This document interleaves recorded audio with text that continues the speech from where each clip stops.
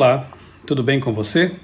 Vamos recapitular mais uma lição da Escola Sabatina. Desta vez estou aqui sozinho, sem meus amigos, os pastores Vinícius Mendes e Adenilton Aguiar.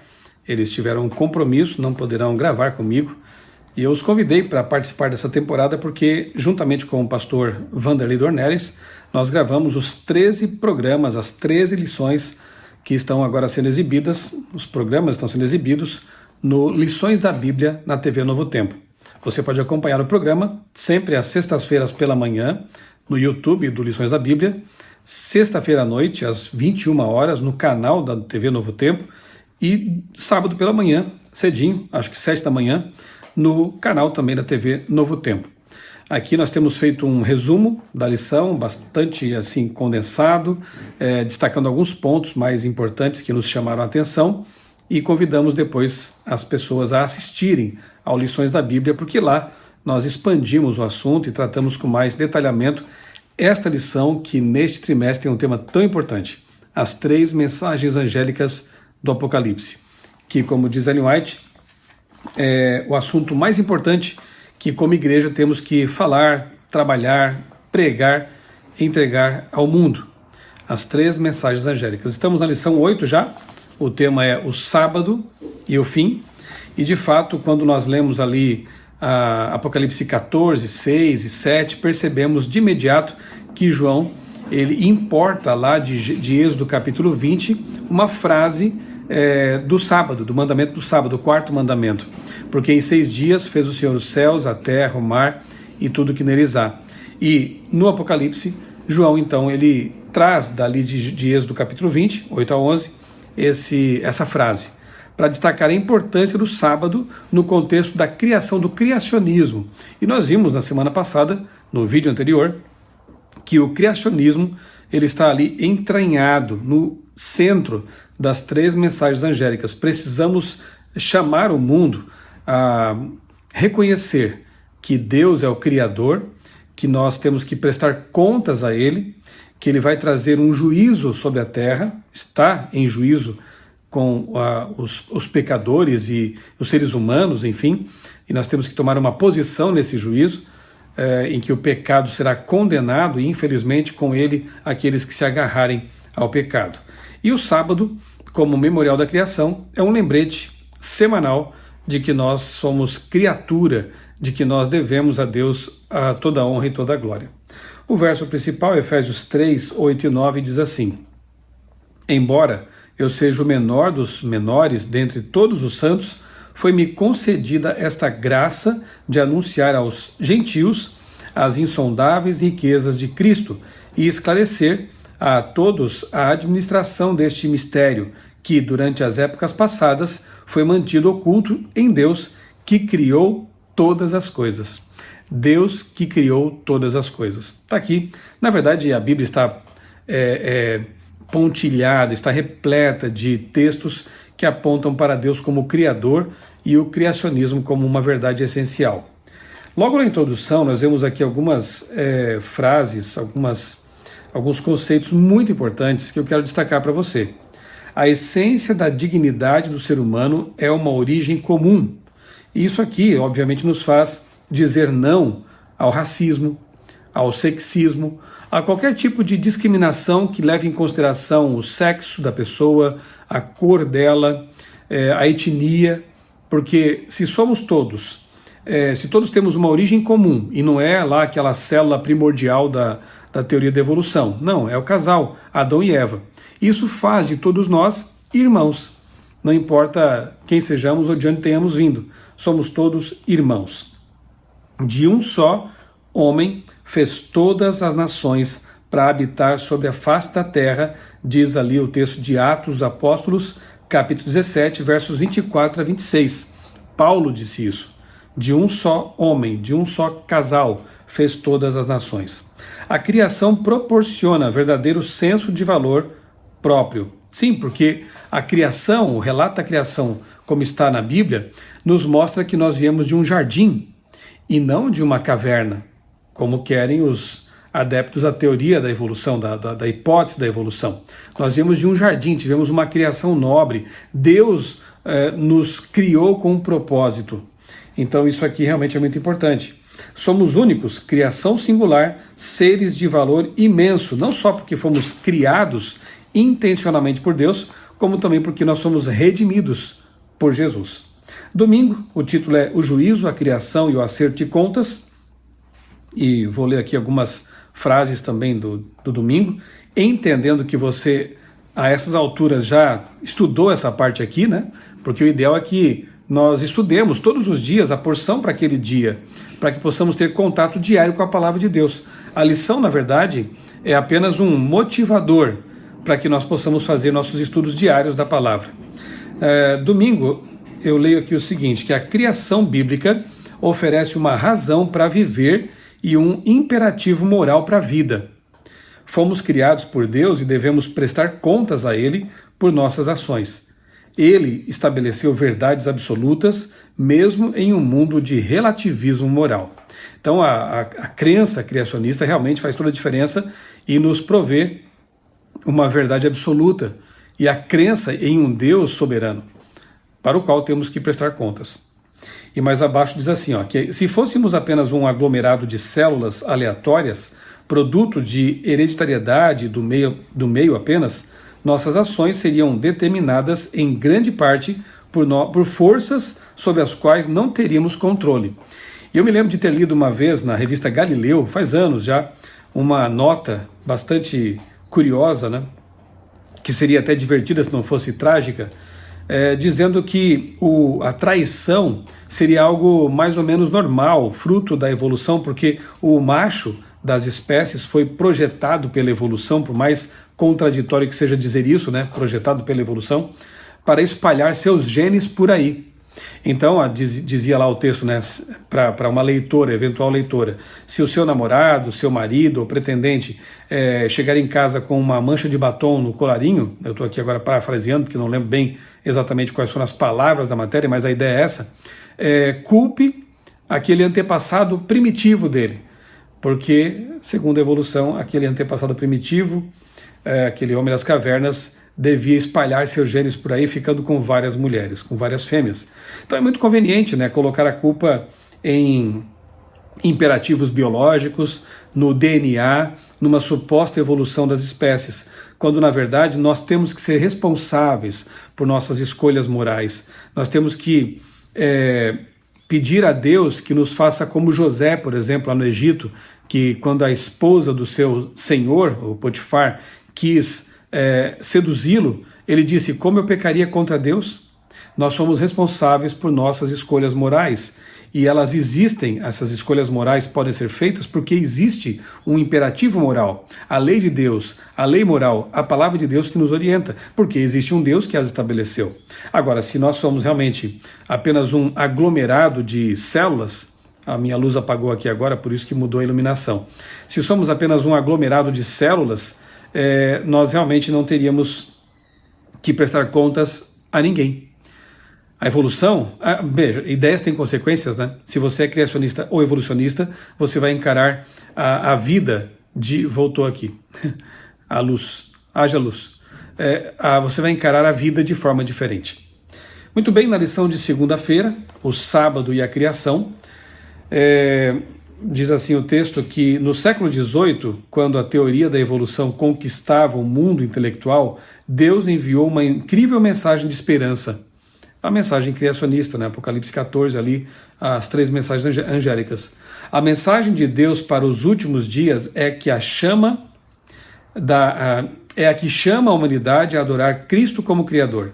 A base da adoração é o fato de que Ele nos criou. É isso mesmo, né? Até mencionei lá no programa Lições da Bíblia, eu vou desligar aqui essa lâmpada porque ela está acendendo e apagando, eu creio que a bateria dela já deva ter esgotado aqui. Lá no Lições da Bíblia eu mencionei o ciclo circaseptano, ou seja, o ciclo da vida que fica evidente, pesquisas mais recentes mostraram isso, né? Fica evidente que nós somos criados para funcionar em ciclos de 7 dias. Até por isso os antibióticos são receitados com 7 ou 14 dias, né? Ali pelos médicos. Esse dia, o sábado, é símbolo de descanso pela graça, não pelas obras. Não é legalismo, mas garantia. Não é condenação, mas dependência. É uma conexão ininterrupta de volta no tempo, até a nossa criação. E logo abaixo aqui faz uma pergunta, a lição, né? O mandamento do sábado está subentendido em Apocalipse 14, 6 e 7. Por que ele é importante para a nossa mensagem para o tempo do fim? É importante porque, repito, ele aponta para a nossa origem. Ele mostra quem é o Deus que tem que ser adorado. Porque você lembra da mensagem, o que diz lá em Apocalipse 14? Temei ou temam a Deus e deem glória a Ele, porque é vinda a hora do seu juízo, e adorem aquele que fez o céu, a terra, o mar e as fontes das águas. Temam a Deus. Que Deus? Aquele que fez, aquele que criou, aquele que estabeleceu o sábado, lá na criação, como memorial dessa criação, da nossa origem. Portanto, realmente, o mandamento do sábado, embora seja um dos 10, não mais importante do que qualquer outro dos 10, ele é apresentado na Bíblia como sendo um selo de identificação que aponta para a nossa origem e nos coloca como criaturas. Por isso que ele é trazido aqui no contexto das 3 mensagens angélicas como um elemento importante. Terça-feira, um engano não tão sutil. E aqui a lição fala sobre a tentativa de alguns, né, de harmonizar dados científicos, ou melhor dizendo, né, harmonizar a teoria da evolução com o relato da criação, criando assim um híbrido que não funciona, que é a evolução teísta. Os evolucionistas teístas tentam, ao mesmo tempo que creem em Deus, aceitar as ideias darwinistas de Charles Darwin. Não dá. Se você entende que Deus criou as primeiras formas de vida e elas foram evoluindo ao longo do tempo, como ensinam os evolucionistas teístas, o que isso traz de contradição? Bem, primeiramente, a morte já existia antes de haver ser humano sobre a Terra, porque os primeiros organismos supostos ancestrais da humanidade surgiam, viviam, morriam, depois vinham outros, e a morte existe ali até como elemento da seleção natural.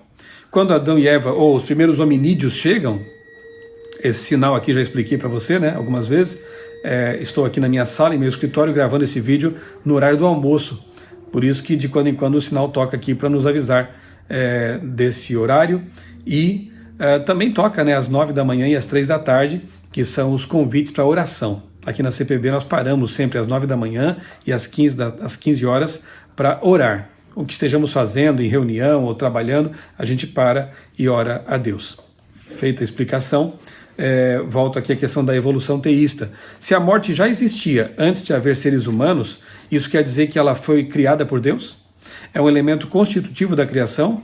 E mais, Deus se vale do terrível processo da seleção natural para fazer com que as espécies evoluam? Que Deus é esse? Na verdade, muitas pessoas, quando adotam essa ideia da evolução teísta, acabam com o tempo percebendo que esse Deus da evolução teísta é cruel, tirano, e muitos acabam enveredando para o ateísmo mesmo, para a descrença, lamentavelmente.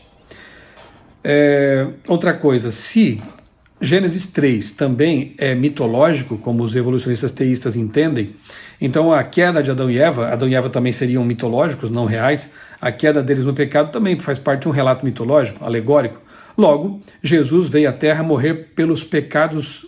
Que pecados? O que é pecado? O conceito de pecado está lá em Gênesis 3, a queda. Mas se isso é um mito, Jesus veio morrer porque talvez tenha sido um revolucionário político, um agitador naquele tempo, um filósofo, um profeta, qualquer coisa, menos Deus que se fez ser humano para morrer pela raça caída. Jesus é chamado na Bíblia de segundo Adão, mas se o primeiro Adão sequer existiu, por que Jesus é o segundo Adão? E uma série de incoerências vão aparecendo quando essa ideologia, quando essa ideia da evolução teísta é adotada. Não faz sentido. Na verdade, para ser coerente, ou você é um evolucionista naturalista, ateu, ou você é um criacionista bíblico. Qualquer coisa entre uma e outra não funciona, e é uma tentativa de evitar, talvez, discussões e debates, tentativa de acomodar preferências, mas realmente não faz sentido. Quarta-feira, a criação, o sábado e o tempo do fim. Então a lição traz de volta aqui o conceito de temer a Deus, que é reconhecê-lo como nosso Criador, prestar-lhe obediência. E um trecho aqui que eu sublinhei diz assim, a criação é a base de todas as nossas crenças. Afinal, qual das nossas doutrinas teria sentido à parte de Deus como Criador? De fato, nenhuma delas, né? O sábado do sétimo dia, inserido no próprio relato da criação, é o sinal eterno e imutável dessa criação. É o símbolo mais fundamental do ensino mais básico. E aí a lição nos faz pensar aqui na batalha final que haverá, na controvérsia final entre marca da besta e selo de Deus. Ou seja, resumindo aqui, bem resumidamente, domingo versus sábado. A questão dominical será um assunto bastante polêmico e presente na imprensa, na mídia, na discussão popular aí entre as pessoas, porque haverá realmente uma controvérsia sobre essa questão, que envolve adoração. E a adoração está no âmago do grande conflito. Finalmente, a parte de quinta-feira, o sábado e descanso eterno. Abraham Heschel, um famoso rabino, chamava o sábado de um palácio no templo, ou um templo no templo. E de fato ele é, né? Porque o sábado democraticamente chega para todas as pessoas em todo o planeta à medida que a Terra vai girando, o sábado vai chegando. Então, todos podem entrar e reconhecer esse intervalo de tempo como sendo um palácio no templo, um templo no templo. Todos podem guardar o sábado. É só querer e pedir a Deus que ofereça as condições para isso. Se é Deus quem manda, Ele habilita, Ele provê as condições para que esse mandamento seja obedecido. E a lição termina mencionando aqui Isaías 66, 23, que é justamente o texto que nos informa de que na nova terra também o sábado será guardado. Veja que interessante. Então o sábado foi guardado na criação por Adão e Eva, quando não havia um judeu sequer sobre a terra, só havia Adão e Eva, portanto os representantes da humanidade. O sábado é dado antes de haver judeus.